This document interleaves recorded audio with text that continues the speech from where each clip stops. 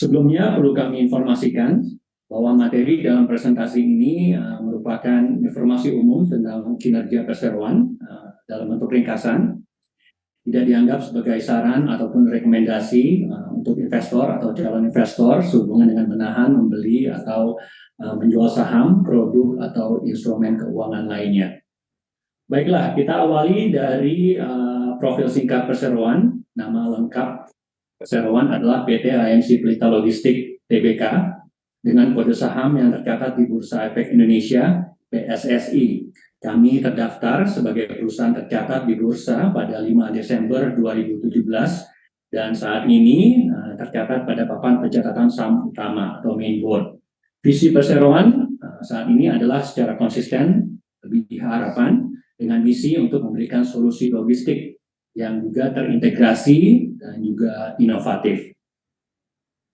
Oke, berikutnya kami sampaikan kinerja keuangan perseroan untuk 9 bulan periode 30 September 2023. Untuk laporan laba rugi, PSSI membukukan pendapatan usaha sebesar 79 juta US dollar, sedikit lebih rendah dibanding pendapatan dengan periode yang sama pada tahun lalu, yaitu senilai 85 juta US dollar.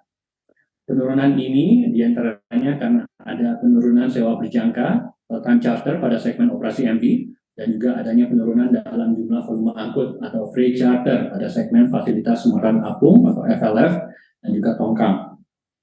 Kendati demikian, ada pendapatan keuangan yaitu keuntungan atas penjualan aset perseroan sebesar 15 juta US dollar. Dengan kinerja ini, perseroan juga membukukan laba bersih untuk periode 9 bulan sebesar 35 juta US dollar dan posisi laba ini meningkat 6% dibandingkan dari perolehan pada 30 September 2022 sebesar 33 juta US dollar.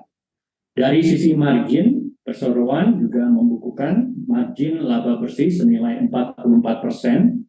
Ini naik 15% dari periode yang sama tahun lalu sebesar 39%.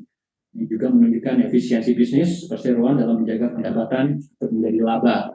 Adapun margin laba kotor perseroan meningkat 38% menjadi 39%, sekaligus juga menunjukkan operasional perseroan yang cukup baik dalam mengelola keuangan atau kegiatan bisnis hingga menghasilkan keuntungan. Per akhir September 2023, nilai aset perseroan berjumlah 198 juta US dollar. Nilai aset ini terdiri dari liabilitas sebesar 36 juta US dollar dan ekuitas sebesar 163 juta US dollar. Kinerja yang sangat baik dan juga efisien dalam menghasilkan keuntungan terhadap aset ini membuat rasio keuangan perseroan dalam keadaan sehat. Rasio utang terhadap aset dan ekuitas juga relatif rendah, membuat perseroan memiliki lebih banyak fleksibilitas keuangan untuk mendukung kegiatan operasi dan juga menjalankan strategi bisnisnya. Kami sampaikan juga beberapa aksi korporasi yang sudah dilakukan dan juga dilaporkan kepada IDX dan OJK.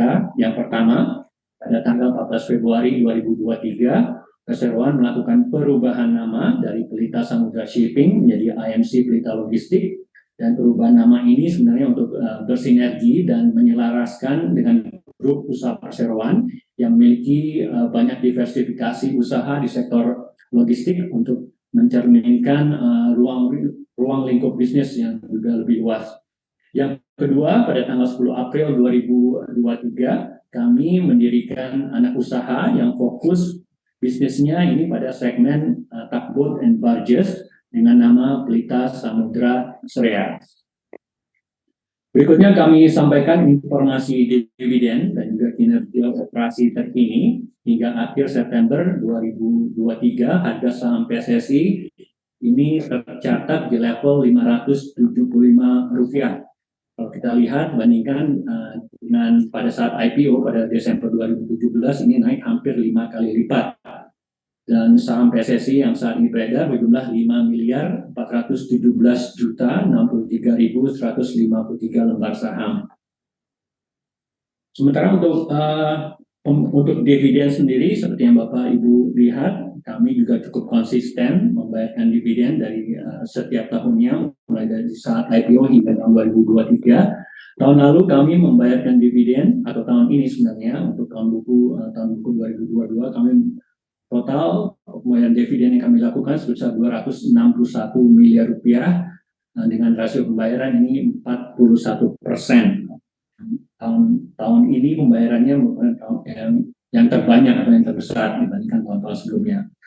Market cap kami saat ini 2,6 triliun, ini masih tergolong dalam small market cap. Dan untuk operasi terkini, untuk operasional terkini saat ini armada Perseroan hingga akhir 30 September 2023 berjumlah 71 kapal yang terdiri dari 33 kapal tunda, 28 tongkang, 2 fasilitas muatan apung, ada 3 floating crane, dan juga 5 kapal curah besar atau MV. Untuk volume angkut Perseroan tercatat 16,5 juta ton dengan persentase kargo batu bara masih mendominasi sebesar 87%, klinker atau semen 6%, biji nikel sebesar 4%, ada juga tembaga sebesar 1%, dan juga biji besi sekitar 1% dari total volume angkutan PSSI.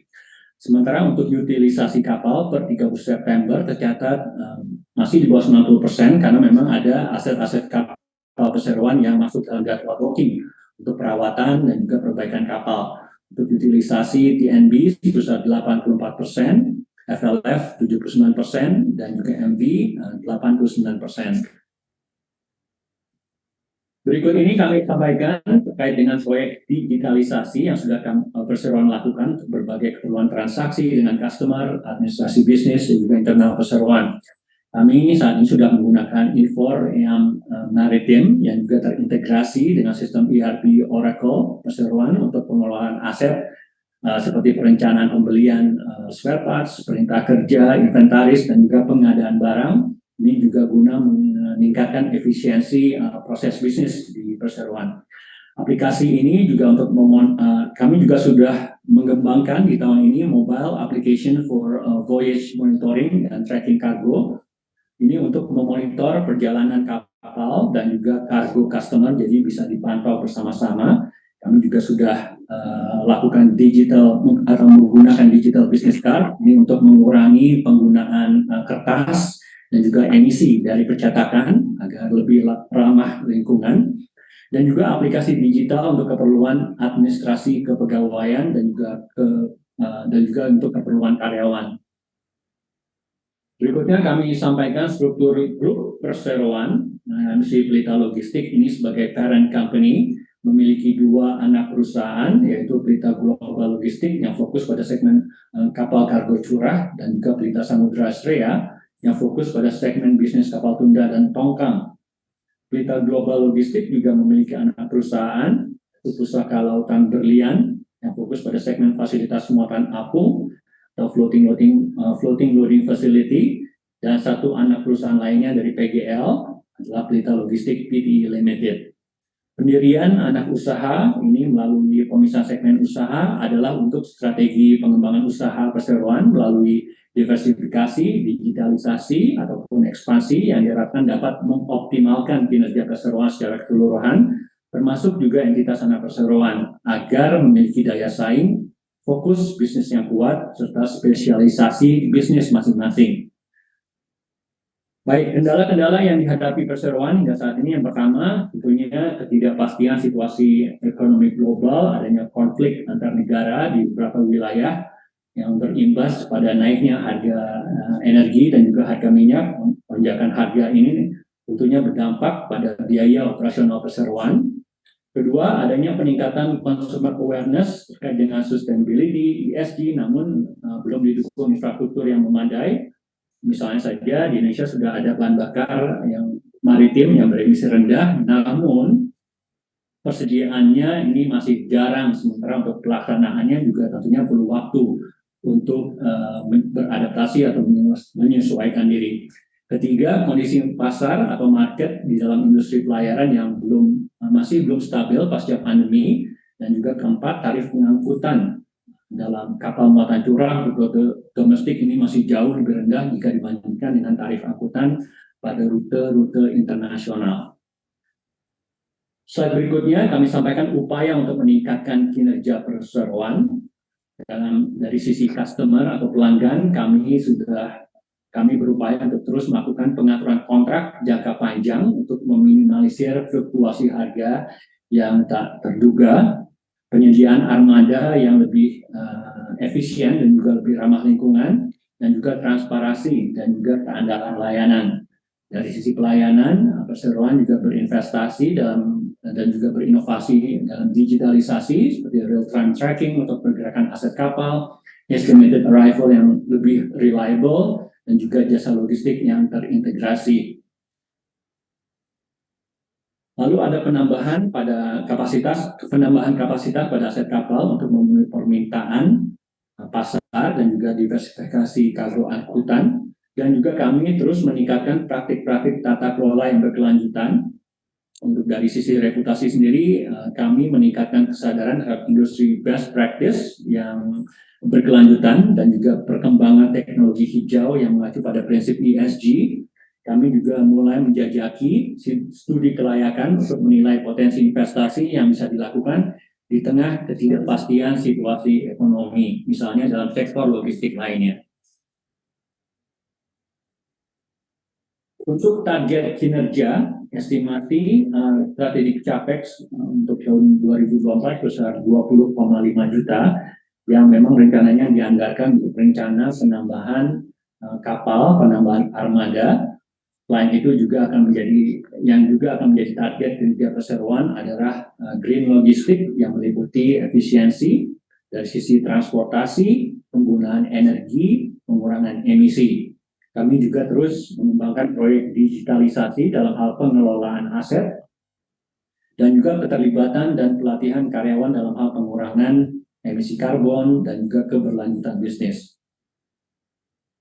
Dalam hal logistik yang ramah lingkungan, beberapa hal yang sudah dilakukan perseroan adalah penggunaan engine power limitation atau EPL atau batasan daya mesin sesuai aturan IMO tentang EEXI Energy Efficiency Existing Ship Index pada kapal-kapal MV kami.